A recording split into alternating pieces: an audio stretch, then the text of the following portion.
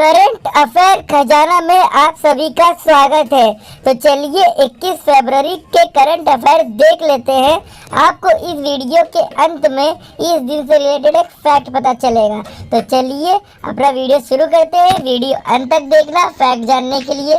तो चलिए पहले प्रश्न की ओर अग्रसर होते हैं। दी आर्बर डे फाउंडेशन और FAO यानी कि फूड एंड एग्रीकल्चरल ऑर्गेनाइजेशन के द्वारा किस शहर को 2020 tree city of the world की मान्यता दी गई है? यह एक भारतीय शहरी है।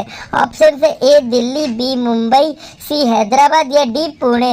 और इसका जवाब है C Hyderabad. The Arbor Day Foundation और संयुक्त राष्ट्र यूनाइटेड स्टेट के खाद्य एवं कृषि संगठन यानी कि फूड एंड एग्रीकल्चरल ऑर्गेनाइजेशन के द्वारा हाल ही में तेलंगाना राज्य के हैदराबाद को शहरी वनों के संरक्षण के लिए शहर की प्रतिबद्धता यानी कि कमिटमेंट को देखते हुए 2020 tree city of the world की मान्यता दी गई है। हैदराबाद मान्यता पाने वाला भारत का एकमात्र शहर बन चुका है। हैदराबाद ने इस कार्यक्रम के दूसरे वर्ष में दुनिया के 51 अन्य शहरों के साथ यह पहचान अर्जित की है, यानी कि 51 शहर और उसमें हमारा हैदराबाद भी शामिल हो गया, एक भारतीय शहर। तो ये बहुत गौरव की बात है, एक ट्री सिटी बन चुका है। चलिए तो अगले प्रश्न की ओर अब अग्रसर हो जाते हैं। इनमें से किस मंत्रालय के तहत आने वाले राष्ट्रीय सूचना विज्ञान केंद्र ने संदेश नाम का एक त्वरित इंस्टेंट मैसेजिंग ऐप की शुरुआत की है? यानी कि किस मंत्रालय के अंडर राष्ट्रीय सूचना विज्ञान केंद्र ने संदेश नाम का एक इंस्टेंट मैसेजिंग ऐप की शुरुआत की? आपको मंत्रालय बताना है। ऑप्शन से ए सूचना और प्रसारण मंत्रालय, बी खेल मंत्रालय, सी इलेक्ट्रॉनिक्स और सूचना प्रौद्योगिक मंत्रालय या डी सांस्कृतिक मंत्रालय। और इसका जवाब है सी इलेक्ट्रॉनिक्स और सूचना प्रौद्योगिक मंत्रालय। प्रौद्योगिक का मतलब होता है टेक्नोलॉजिकल। इलेक्ट्रॉनिक्स और सूचना प्रौद्योगिक मंत्रालय के तहत आने वाले राष्ट्रीय सूचना विज्ञान केंद्र ने हाल ही में व्हाट्सएप जैसे संदेश नाम के एक त्वरित यानी कि इंस्टेंट मैसेजिंग ऐप की शुरुआत की है। यह भारत निर्मित सॉफ्टवेयर के उपयोग को प्रोत्साहित करने के लिए सरकार की रणनीति का एक हिस्सा है। हम आत्मनिर्भर भारत बना रहे हैं, इसीलिए आप व्हाट्सएप को भी रिप्लेस करेंगे, हर एक ऐप को रिप्लेस करेंगे और आत्मनिर्भर बनेंगे। आप संदेश ऐप को यूज़ करेंगे आत्मनिर्भरता के लिए। तो चलिए अगले प्रश्न की ओर अग्रसर होते हैं। घरेलू कामगारों और प्रवासियों यानी कि माइग्रेंट जो इधर उधर घूमते रहते हैं, यूपी से जैसा है मुंबई तो उनको बोलेंगे माइग्रेंट, सहित 5 अखिल भारतीय सर्वेक्षणों यानी कि सर्वे के लिए किसने सॉफ्टवेयर एप्लीकेशन लॉन्च किया है?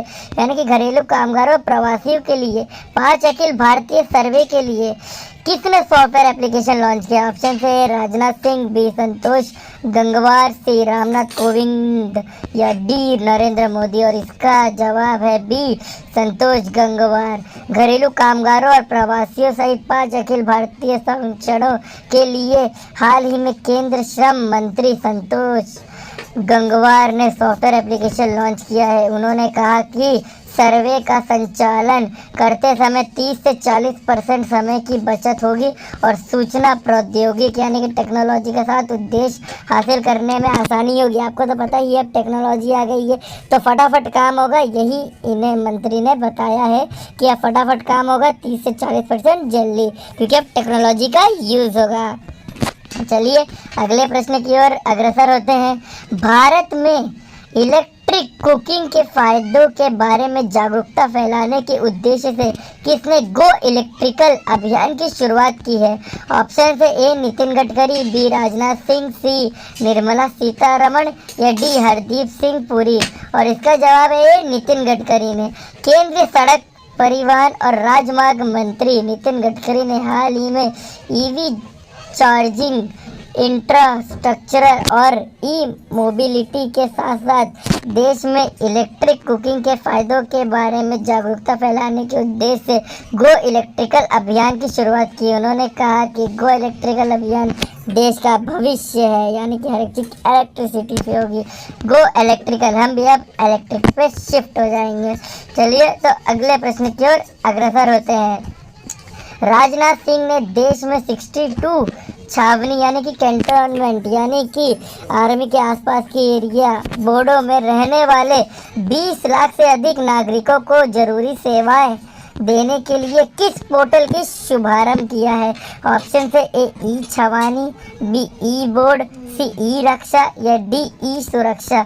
और इसका जवाब है ए ई छावनी। केंद्रीय रक्षा मंत्री राजनाथ सिंह ने हाल ही में 62 छावनी बोर्डों में रहने वाले 20 लाख से अधिक नागरिकों को जरूरी सेवाएं देने के लिए ई छावनी पोर्टल का शुभारंभ किया। यह पोर्टल एक बहु किराएदारी केंद्रीय मंच के माध्यम से ऑनलाइन नगरपालिका सेवाएं प्रदान करेगा, यानी कि इसका पोर्टल ऑनलाइन है, तो ये ऑनलाइन सेवाएं प्रदान करेगा। तो चलिए अगले प्रश्न की ओर अग्रसर होते हैं, जो कि आज ही के डे से रिलेटेड है।